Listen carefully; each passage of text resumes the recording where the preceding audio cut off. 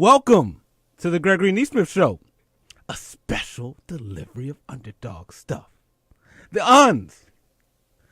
unavoidable, the uninhibited, the unconventional, the underrated, the unjust, the unsaid, the unbelievable. You get it by now, underdog stuff.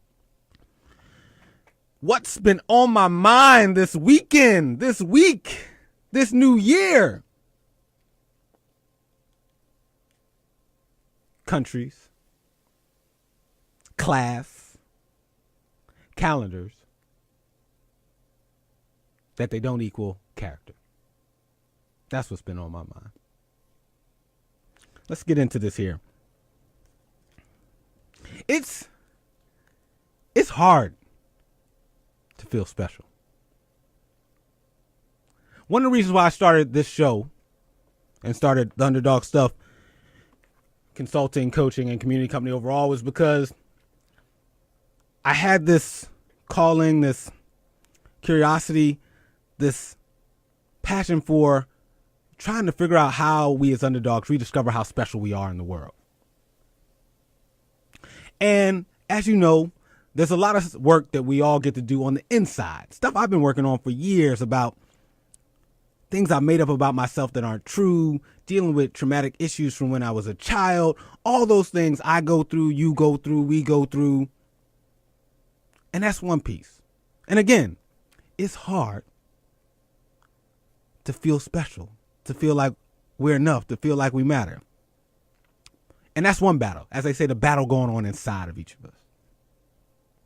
But then there's also a battle going on outside too. I remember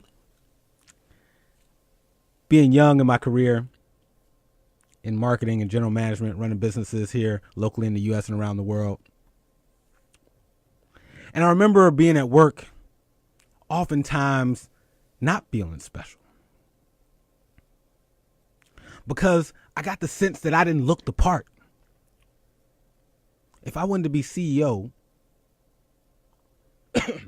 of a Fortune 100 company, I felt like I didn't look the part. I was black. I was 5'11".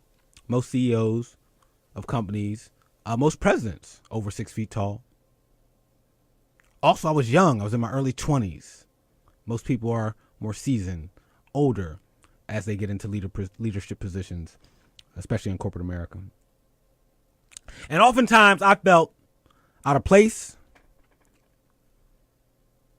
which I think is normal, right? Whenever you're in a situation, on a team, in an environment where you're not like everybody else, I think it's natural for you, me, to feel uncomfortable. So that's not, there's nothing unique about that.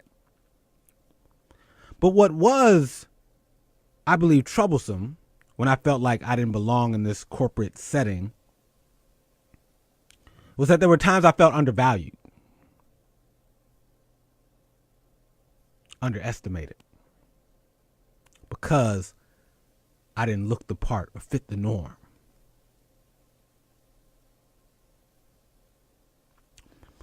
And when I think about the sugar honey iced tea hole comment from, reported that Donald Trump said in reference to discussions about what's going to be America's immigration policy going forward,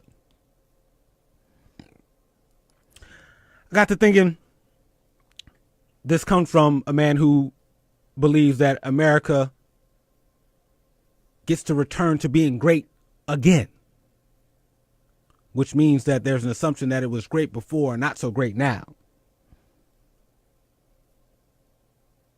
And I actually think the whole premise is faulty. I don't even want to go backwards in terms of what was great before, what wasn't. Oftentimes I believe things get better with time. And so I'm trying to figure out how we can be the best we can be. But remember earlier in the show when I talked about things I learned growing up that I had to unlearn when I got older. Like I learned when I was younger that people who were wealthy, people who had good jobs, had good character, affluent college students They were exploring when it came to drugs. My people from around the way were criminals when they were exploring drugs. Obviously, I learned that that's not true. Class doesn't equal character. There's a man in the White House who is wealthy and has a good job who has questionable character. There's people who don't have as much money as Donald Trump but give a higher percentage of the money and resources they have to people in their lives, to family members, to charity. And as we know, just using black and white, black Americans, white Americans consume and use drugs at the same rate, although they are incarcerated at higher rates if they are a minority versus a majority. Class doesn't equal character. Also, countries don't equal character either, right? Any American who's over 50 years old lived in America during Jim Crow, segregation, a time where this country, both in its laws and its culture, deemed black Americans not really full citizens in this country. Does that mean every American over 50 is a bad person? Does that mean that America is a sugar honey iced tea hole?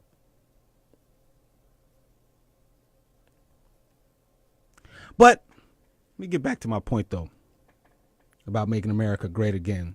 Because oftentimes when I think back to even my work situation, I don't mind someone being challenged, confronted, having a difficult time with me being different or not looking the part. But I do have a problem with being underestimated or undervalued. That someone who's 6 foot tall and a white male is great, and someone who's me is not.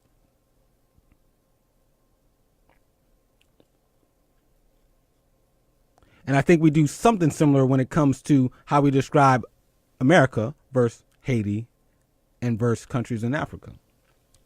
See, things can be different, but it doesn't mean that one is better than the other, or one is great and one is bad.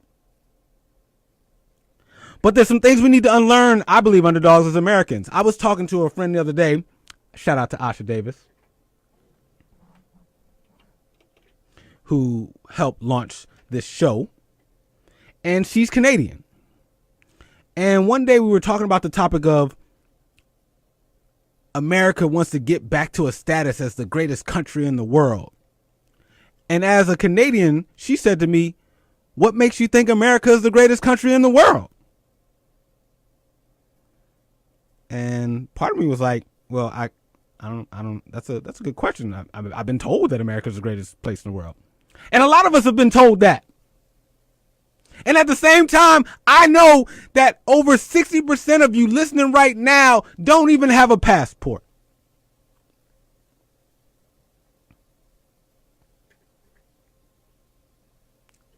So most of us haven't even gone any other place to know whether this is the greatest country on earth.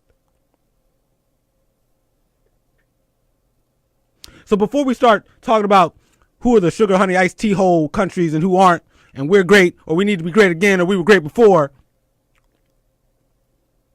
I would offer that we should probably even consider unlearning that we are the greatest country, and that means by default the others are not.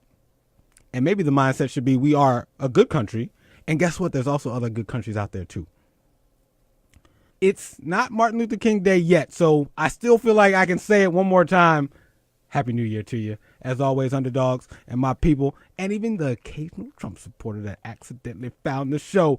Appreciate you for checking in today. As always, live show every Sunday, podcast Monday, Wednesday, Friday on iTunes, Google Play, Stitcher, Podomatic. And shout out to all the underdogs that have made this show a top 100 podcast on Podomatic and Society and Culture out of thousands of podcasts.